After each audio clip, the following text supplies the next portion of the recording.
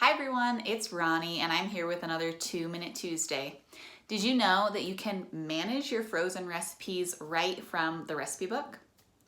So on the app, you can manage your frozen recipes simply by tapping the My Recipes header, and then you'll see the option to go to your freezer where you'll see all your frozen recipes, and you can click on the three-dot menu on any of these recipes to edit the quantity or remove them from your freezer.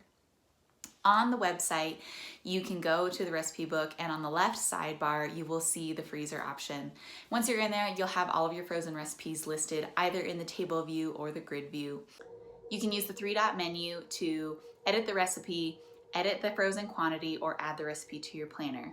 When you go into the edit quantity, you can also remove this recipe from your freezer. This is really helpful if you have eaten your freezer meals and forgot to add them to your plan to eat planner, or if you added something to your freezer and then never actually made it, so you need to delete it from your freezer altogether.